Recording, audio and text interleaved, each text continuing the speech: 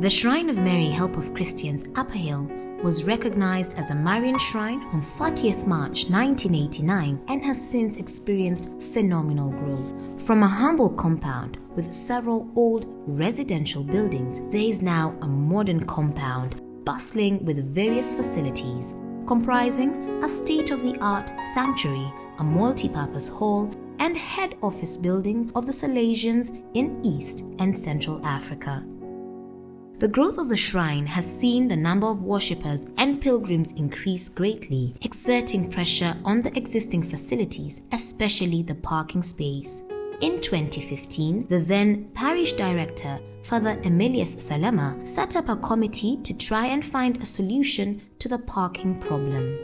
After many meetings and consultations, the committee presented to parishioners a design for a mixed-use development during an open day in April 2016. I would say that this project is coming at the right time. This shrine is going to be 25 years in 2019, in July of 2019. And over time, when the pioneers were designing this shrine, they did not have in mind that it would in fact become a center of worship in this manner as a parish. The Ark, as the building was aptly named, was a 12-story building that was to be a mixed-use building, which would be constructed on an undeveloped plot in the shrine compound. Shaped like an ark, the proposed building was to be wide at the bottom and conical at the top. The design had evolved from the original humble car parking silo to a fully fledged mixed-use development. During the first open day in April 2016, the parishioners of the Shrine of Mary Help of Christians Upper Hill gave their views about the proposed development. These recommendations and input have now been incorporated into a final design after being subjected to a feasibility study. The new design was presented to the parishioners during the second open day held on 17th September 2017. Previously we had 4 basements, but we had to add a 5th basement so that from the ground going upwards is freed for commercial activities. This new building, that will be the latest landmark in the prime Upper Hill area, will afford one panoramic views of all facades of Nairobi city. The new design seeks to optimize the use of the available space and to get maximum benefit out of the potential of the shrine plot. This project embraces worship, takes into account the beauty of the existing shrine, and is fully responsive to the church's needs. This new building will be rich in imagery of Noah's Ark in the Bible. The Ark corresponded to the dimensions of the human body, which, according to Christian doctrine, is the body of Christ and in turn the body of the church. Board number 1 presents the design concept.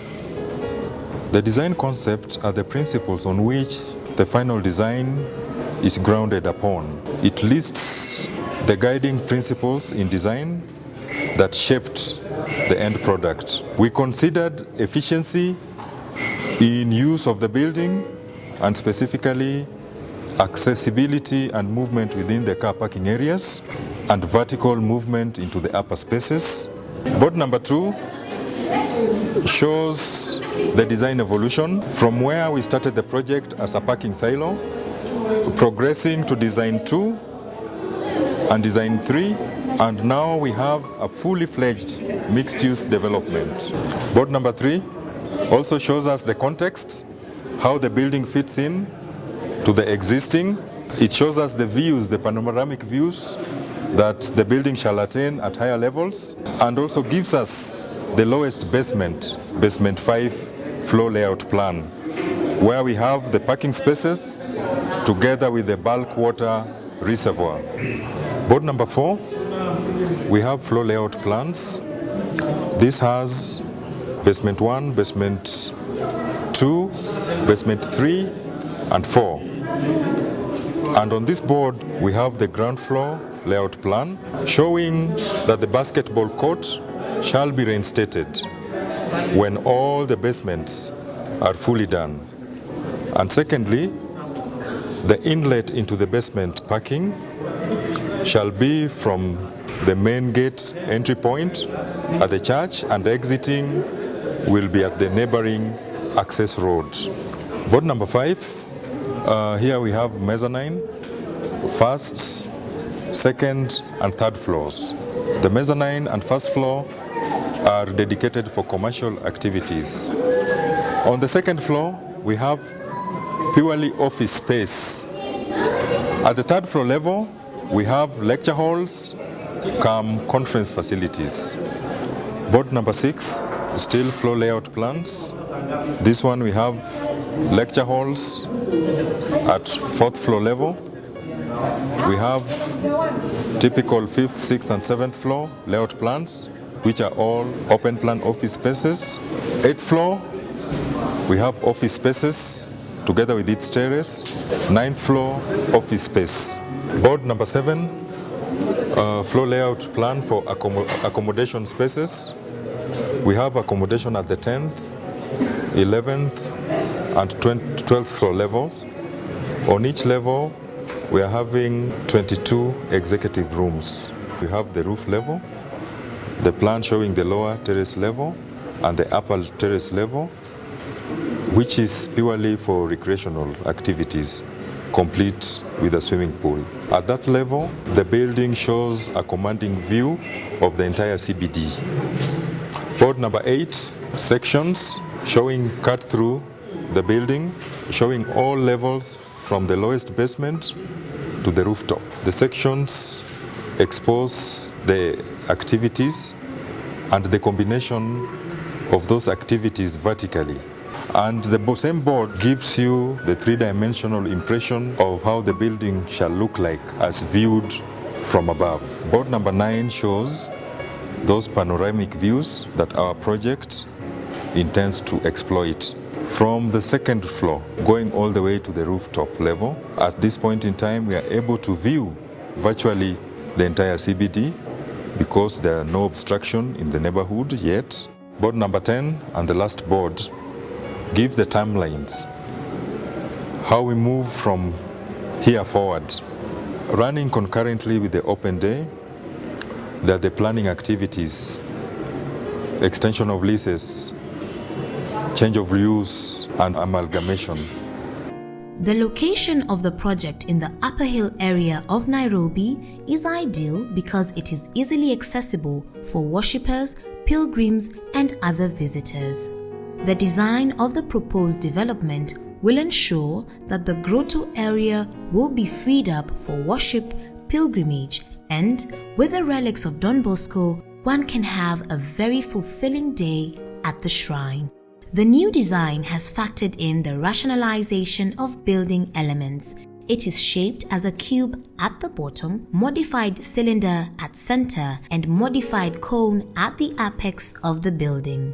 There are still some crucial steps to be taken once the current design has been approved by parishioners and their recommendations included. The project building committee will receive as many recommendations from parishioners as possible to make the whole process very inclusive and participatory. All suggestions that come for the betterment of the design shall still be incorporated. For the project planning committee, it has been a long journey that has involved putting in long hours and having wide consultations with many people. The committee has been meeting weekly on Mondays to plan for the project. So we had a design and planning committee which was being headed by Peter Meriti, and that's a committee that we charged to work with the consultants now to actualize this. We also noted we needed resources. So we formed a committee on fundraising, and this committee is headed by JJ, John Jagi, and his role was supposed to think around the ways we can raise money to fund this project. Although we didn't even know the numbers as yet, we had estimates, but we started thinking early of how we can be able to come up with this. We also came up with another committee which is called the Finance Committee, which is chaired by Philip Wandiba. And the purpose of this committee was to think about the financial modeling. The committee has put together a 34-month program for the delivery of the project. The detailed program will ensure that all the required steps are followed so that the project is completed within the estimated time and meets all legal requirements. We were able to agree together with the leadership of the church itself, the Salesians. We will hive off a part of the land from the main church property, annex it to the plot to make it 1 acre, and also we'll be able to create a special purpose vehicle that will be able to host this property. The shrine director, Father Abel Njeru, believes that this project has come at the right time and will offer comfort to parishioners, leading to the growth of spirituality. In terms of giving comfort for parishioners as they come to worship, so they are not preoccupied with the safety of their property, it is going to guarantee them that freedom to worship. This project has been a cherished dream for the parishioners of the Shrine of Mary, Help of Christians, Upper Hill. The project is planned with a future in mind, and it looks beyond the current time. The intention is to make the shrine a center for pilgrimage. It is not over-ambitious, but we will be receiving in the years to come pilgrims from all over Salesian Africa who will be needing to be accommodated for the time that they will be on pilgrimage in this place. This project is going to see to that need. We are looking beyond 2017 to even 25-30 years to come. The total cost of the project is estimated to be around 3 billion shillings. To kickstart the project, the parishioners of Shrine of Mary, Help of Christians will be expected to contribute at least 142 million shillings. The project will demand a lot of input from the parishioners. A lot of financial resources will be required to make the dream come true, but where there is a will, there is always a way. The project is not for doing business, but for the salvation of souls. Every contribution that can be made towards the realization of this project is directly linked to the salvation of the soul of the person who does that or gives that support. The financial model of the project is build, operate and transfer, BOT. The committee found this financial model to be the most viable. The planning committee will identify a contractor and financier for the project. To make this dream come true, the fundraising committee of the project has come up with several ways of raising funds for the project. For the parishioners, our appeal is this is a project, it's our project. We are the church. They can help in very many ways in looking for BOT partners. They can also chip in their own resources. We cannot come up with the ways in which they can help. It's only us individual parishioners who can tell how they can help.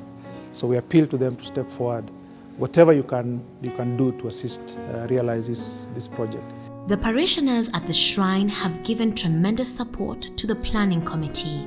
A lot of input from the parishioners has been considered to come up with the final design of the project. Many have given their financial support, while others have offered spiritual support to the planning committee. The parishioners have positively received the new design and are looking forward to its commencement and completion. They have wholeheartedly supported the project and embraced it as their own.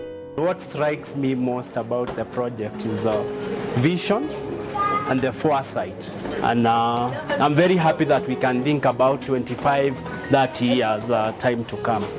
It not only increases the space and the parking, but also it makes this place, or rather the church, more of what it should be, a place of worship and a place of recollection. I attend the 11 o'clock mass and we get late because of the jam all the way from Bunyala roundabout. So I think it's a good concept because it will ease congestion and will be early for mass. The dream is now down on paper, and what is remaining is to make it a reality. A lot of resources, financial, spiritual, human resource and moral, will be required. But the parishioners of Don Bosco Shrine are united in purpose to make this dream come alive. Let us run out to propagate the spirituality, Marian spirituality, Eucharistic spirituality, and the charism that Don Bosco left behind for us, as it is exemplified and existing in this shrine and this locality of Don Bosco Upper Hill. This mixed-use development will bring comfort to the parishioners of the Shrine of Mary, Help of Christians, Upper Hill. The perennial parking problem will be solved, and they will have additional facilities for recreation, hosting pilgrims, and commercial spaces that will generate income for the shrine. Most important is that the design of the shrine will remain intact and more area will be freed up for worship. Just like in the Bible, the Ark will give sanctuary to a lot of people.